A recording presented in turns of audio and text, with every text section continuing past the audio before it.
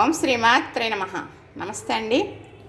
ఈరోజు ఉదయం మార్నింగ్ చక్కగా టిఫిన్ చేస్తానండి. ఏం టిఫిన్ అనేది మీకు చేస్తూ చూపిస్తాను. మరి అలా చేసుకుందరు కానీ పిల్లలు ఉన్నారనుకోండి, ఇష్టంగా తింటారు. మరి అస్తమానం ఇడ్లీయా దోశలా బోరు అంటారు కదా, అలాంటప్పుడు ఇలా కూడా చేసి పెట్టచ్చు. పుల్ల పుల్లగా ఉంటుందండి. మామిడికాయతో ఇడ్లీ రవ్వ పులిహార చేస్తాను. ఎలాగా అనేది మీకు నేను చూపిస్తాను. చక్కగా ఇంత గ్లాసుడు తీసుకున్నానండి. నూక తీసుకుని నీటిలో వేసేసాను. చక్కగా 2 మాటలు నీళ్లు వంచేసి గట్టిగా పిండేసానా. ఇలా వాయికుడు రేకు మీద పెట్టి చక్కగా ఉక్కించేసానండి. ఎంత బాగా ఉడికింది అంటే ఏల పువ్వులాగా ఉడికిందనమాట. అంటే ఏల పువ్వు బాగా ఇడుచుకుని ఉంటుందన్నమాట. అందుకును ఏల పువ్వుని మరి సరి చేస్తారనమాట ఇలాంటి వంటలకి. అడుగు రేకు పై రేకు కూడా పెట్టేసానండి. 1 గ్లాసుడు నూక. ఇది పులిహార తాలింపు ఎలా వేస్తానో మీకు నేను చూపిస్తాను. పోపు వేసే విధానం చూపిస్తాను. మామిడికాయతో చేస్తానండి.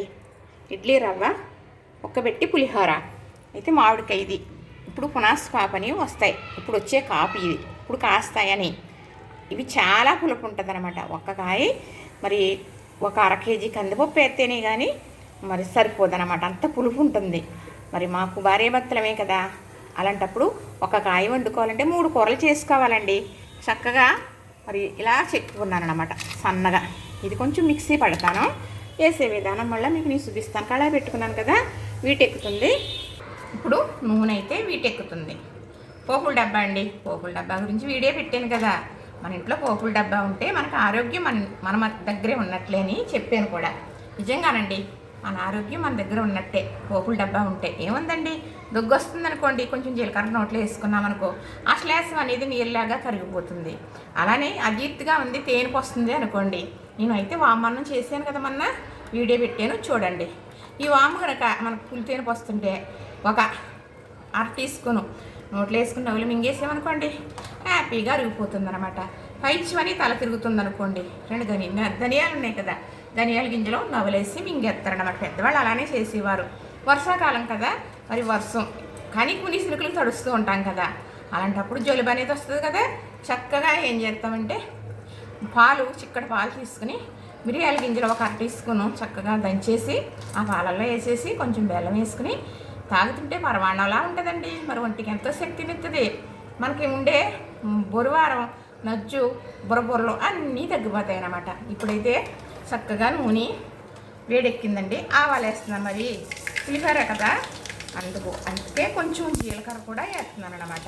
మనం ఇలా చేసుకునే ఐటమ్స్ కొంచెం జీలకర్ర అనేది వేసుకోవడం వల్ల మనకి అరుగుదల అనేది చాలా బాగుంటుంది అనమాట. ఇప్పుడు మినప్పప్పు, పొట్టు మినప్పప్పు, శనగపప్పు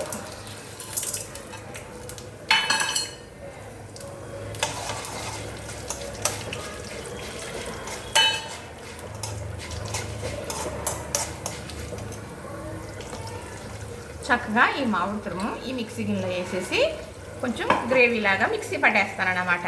మరి అయితే నేను కళ్ళుప్పు వాడతాను కదా, మరి ఈ పులిహోరలోకి కలవాలి కదా, అందుకు కళ్ళుప్పు కూడా ఈ మామిడికాయలు వేసేసి మిక్సీ పట్టేస్తానమాట. ఇప్పుడైతే 2 ఎండుమిర్చి కూడా తుంచి వేసేస్తానండి. ఇవి కమ్మగా ఉండే కాయలు తీసుకొస్తారు మా వారు. ఎక్కువ వేసినట్టు అనిపిస్తుంది కానీ పెద్ద కాయలండి. 1 కాయ అయితే సరిపోతుంది. చక్కగా ఈ పోపు ఎగుతుంది కదా. ఇప్పుడు ఈ పచ్చిమిర్చి వేసేస్తున్నాను. కట్ చేసుకున్న పచ్చిమిర్చి. పప్పులు బాగా వేగాలండి, అప్పుడు వేసుకోవాలి. పోపు అనేది ఏ తాలింపుకి అయినప్పటికీ కూడా బాగా వేగితేనే మనం చేసే ఐటమ్ రుచిగా ఉంటుంది అన్నమాట. బాగుంటుంది. చూడటానికి కాదు, తినడానికి కాదు, చాలా బాగుంటుంది. కరివేపాకు వచ్చి కయ్యం చెప్పింది అంటారు, అందుకేనండి ఇలా చిట్టపటాలు ఆడేస్తుంది కాబట్టి. చక్కగా ఇప్పుడు పసుపు అండి, నెంబర్ 1 పసుపు 1 టీ స్పూన్ వేసాను. ఇలాంటి ఐటెంలో పసుపు పడాలండి చక్కగా. ఇప్పుడు మనం వాయిపుడు రేకులు పెట్టుకుని దాని మీద మరి నూక పిండుకుని వేసి ఉడికించేసాను కదా, ఇలా ఉడికింది కదా, ఇది ఇందులోకి వేసేస్తున్నాను.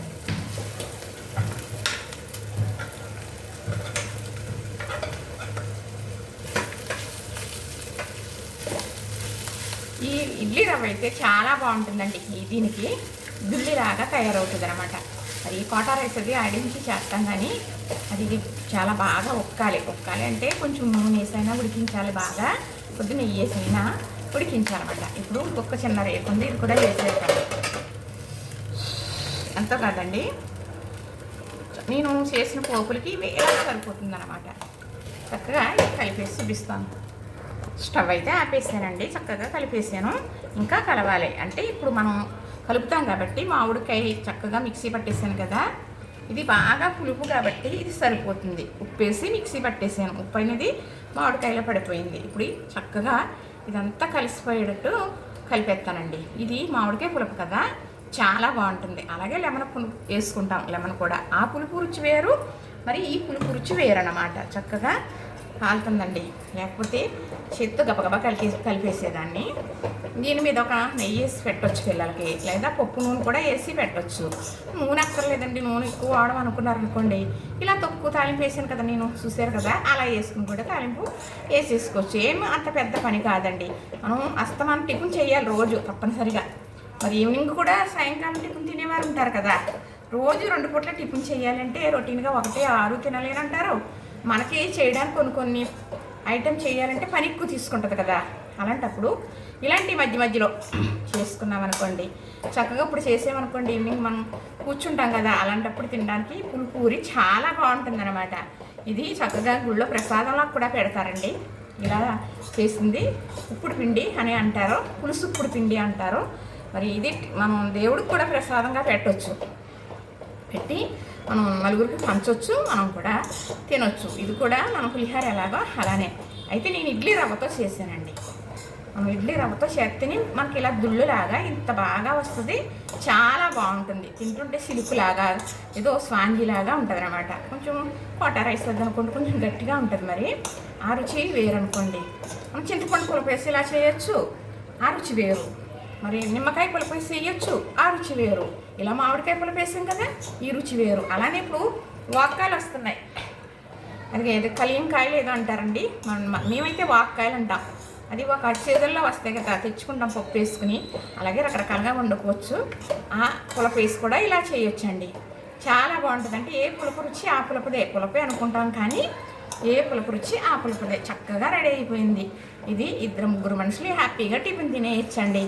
చూసారా, ఇంతే. ఇదిగోనండి, మనకి ఇడ్లీ రవ్వతో మామిడికాయ పులిహార చేశాను, చాలా బాగా వచ్చిందండి. ఎవరు చేసుకున్నా ఇలానే వస్తుంది.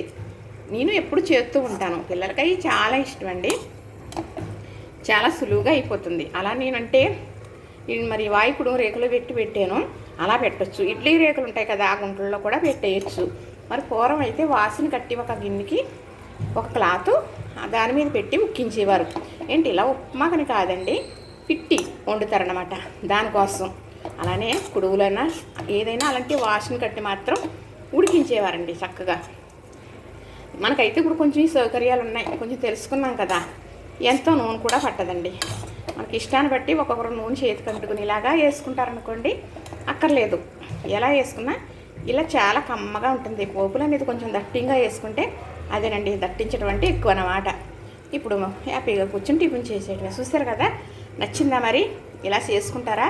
చాలా ఈజీ అండి, చాలా ఈజీ. సాయంకాలం పిల్లలు స్కూల్ నుంచి వచ్చేటప్పుడు కూడా మనం ఇలా చేసి పెట్టవచ్చు, చాలా మంచిది. ఇది మంచి హెల్దీ ఫుడ్. అస్తమానం నూనెలో దేవుని వండి పెట్టలేము, అలాగనేసి కొన్నాయి పెట్టేయకూడదు కదా. అలాంటప్పుడు ఇలా చేసి పెడుతూ ఉంటే మరి మంచి ఆరోగ్యం. మరి ఆరితో పాటు పిల్లలతో పాటు మనం కూడా కొంచెం తింటాం కదా. అదేనండి, చూసారు కదా, నచ్చింది కదా. లైక్ చేయండి, షేర్ చేయండి, సబ్స్క్రైబ్ కూడా చేసేయండి. ఇలాగా మీరు కూడా చేసుకోండి.